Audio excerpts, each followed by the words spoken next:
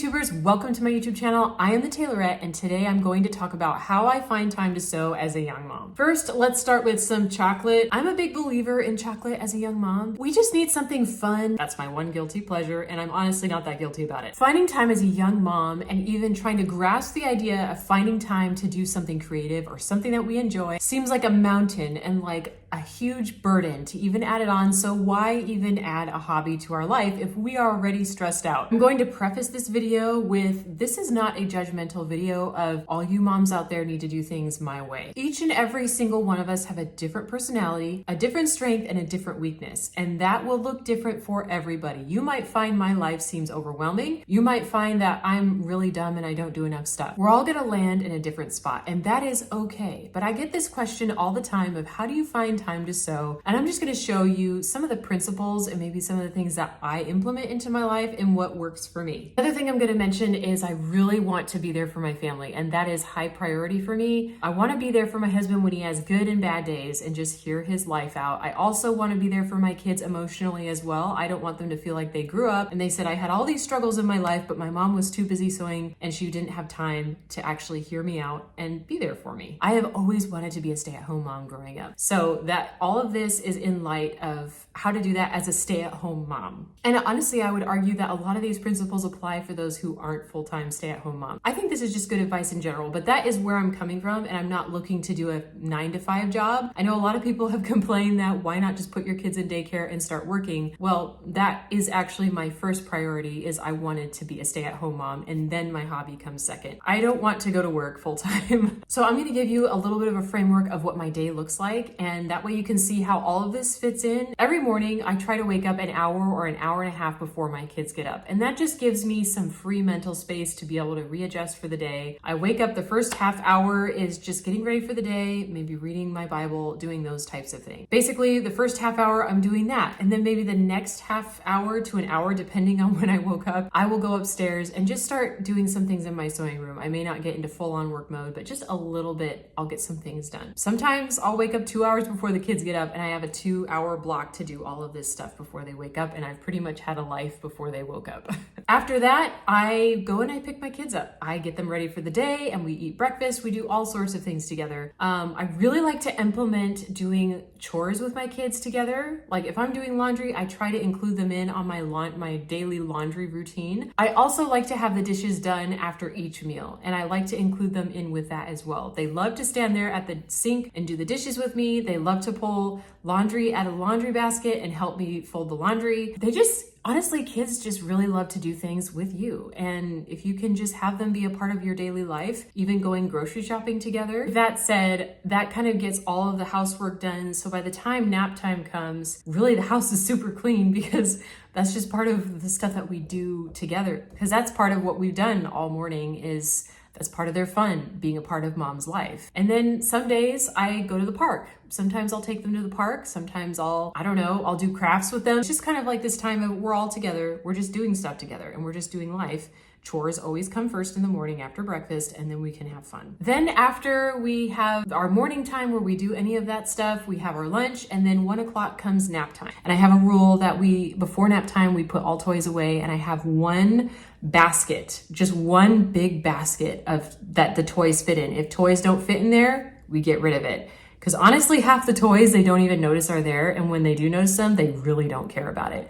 So I just get rid of those toys that end up just kind of sitting in the corner and nobody plays with it. That makes cleanup so much easier for me. And honestly, it teaches them that they don't need a lot of things to be happy. Now, my kids nap for 2 hours every day. Sometimes they do 2.5 to 3. So I'll just let them take that 2.5 to 3 hours. And during that time, I am sewing away. The minute I put them down, I hit the ground running and I am in work mode for 2.5 to 3 hours. Then after that, they get up, we go for a run. My husband likes to take the kids on a run with him while I'm out running. And then I come home and then I prep dinner, we eat dinner. Shortly after that, they go to bed at 7 or 7:30. If they go to bed at 7 o'clock, then I will go upstairs and sew for a little bit. My husband, when he gets off work and does all that stuff with us, he wants to feel like he can accomplish something around the house for an hour. So we both split ways for an hour and we go do our own thing, and I'll get another hour in of sewing at nighttime. My husband and I, we spend time together after we're both done doing our hour of whatever. That usually ends up at 8 o'clock. So we go to bed at 10 o'clock. So that means we've had 2 hours a day. My husband and I have had 2 hours in a day to talk, to watch a movie, to do whatever we want to do together. And it's just completely this time of my husband and I spend time together. You're probably thinking, how in the world do you run a YouTube channel doing that kind of schedule? Well, the key is practice. Practice makes faster, in my opinion, and I've been sewing for a very long time. I've been sewing for 20 years, but I will say I messed around in the middle of a lot of that, and I think I could have learned this a lot faster. A lot of what I've learned and how to work faster has happened since I got married, because I've just had to learn to work faster because you just don't have time. You can't just decide you're going to do 4 hours and leave your kid in the bed for their nap and for another hour and a half. That's just not okay. So I've learned how to organize, and you will figure out your process too of, okay, now that while that is doing that thing over there, I'm going to go do this. And you're just going to organize your sewing workflow in a way that gets done faster.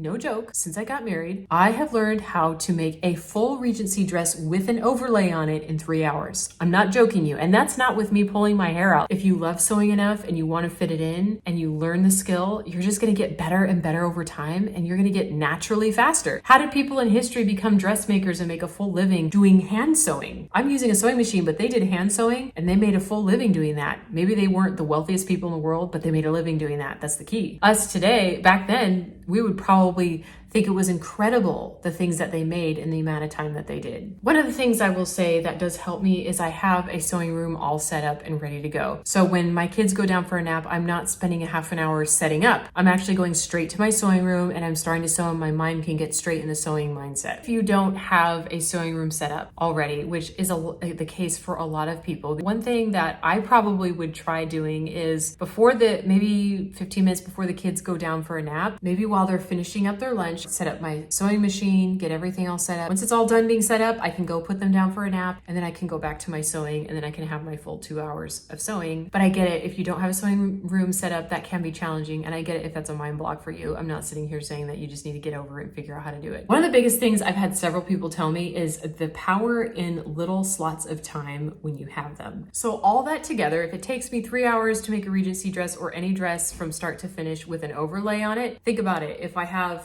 okay, we're just gonna go bare minimum, right? We have a half an hour in the morning before they wake up to sew. We have 2 hours to sew in the afternoon, and we have an hour in the evening. That gives me 3.5 hours to sew in a day. So that means that I can make a whole dress in a day. Sometimes when you're making a new pattern, it can take longer. I wouldn't say it would take 3.5 hours for every single dress. It does, when I am creating a pattern, that does probably take me a full maybe 8 hours to do, actually 6 to 8 hours. So, but if you divide that up, you have 3.5 hours every day to sew, then that will take you about 2.5 days to make a dress, with the schedule of even spending a ton of time with your kids and your husband and just living life normally. You're doing it while they're sleeping and when they're not there. And then they wake up and they're like, Mom made me a new dress. She's awesome. I hope I'm awesome. Don't look at it as, I don't have 8-hour blocks to do things. I don't have 6-hour blocks to do things anymore. Think of it in increments.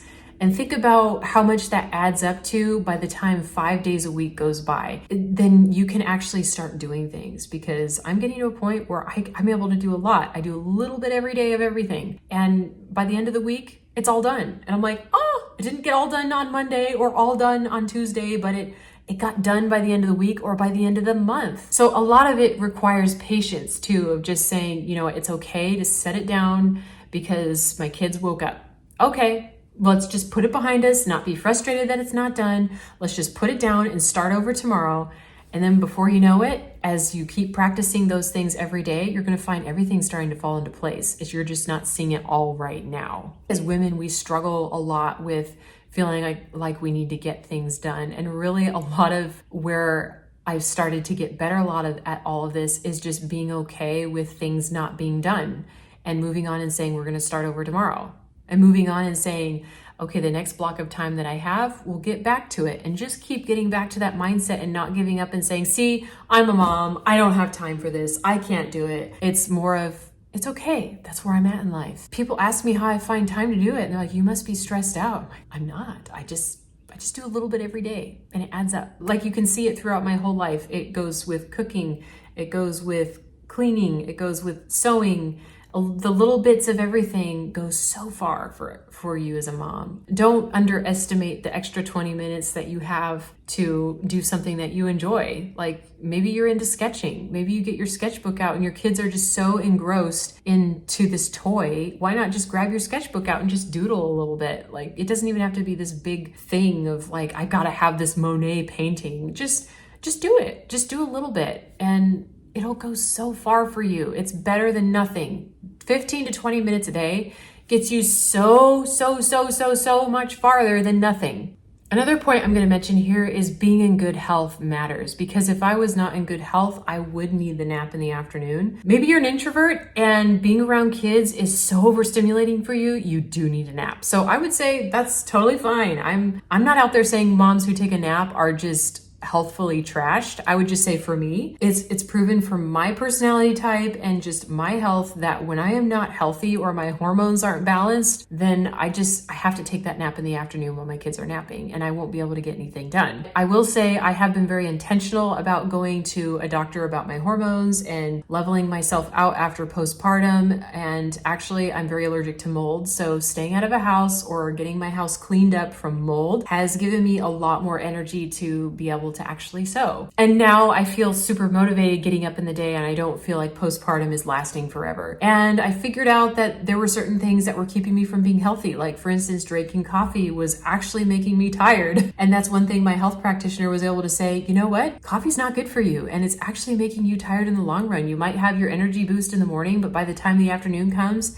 you just dive and you go and take your nap and then you're not sleeping great at night. And it just ends up being this constant cycle of not feeling well. Take it with balance. I'm not saying that you're supposed to, you need to go to the doctor if you can't do what I'm doing. That's not what I'm saying. I'm just saying for me, this is what the key was. And maybe you can relate to that. And maybe it's something you can try and it might help you or it may not. That's okay. I found that I get so much done operating my life this way that I actually end up having allotments of time where I'm like, oh, I could go do something else. Like the other day I had an evening after dinner where my husband was working on things and I just felt like getting out there and tilling out the yard and planting more flowers. And now I'm growing pumpkins because I just decided to go outside and do that. And it's just fun. I just enjoy my life. I have so much fun in my life. And it's not that I'm going to an amusement park every day. I just love exploring and just trying new things as a mom. It keeps life exciting because I think sometimes as a mom, we can get in this mode of my life's over and there's just no time for anything because society tells me there's no time for anything. If you're a mom that wants to try things, don't let that get in the way for you. Don't let the naysayers out there say you're doing too much, you need to slow down, you're supposed to be this and that, or you're not doing enough, you need to quit being a mom and do this. No, I'm just saying, if you're interested in learning something, you can make it happen. Just apply these principles that I mentioned today, and I think you can get somewhere with that. Anyways, hit that subscribe button if you enjoyed this video, and I will see you next time.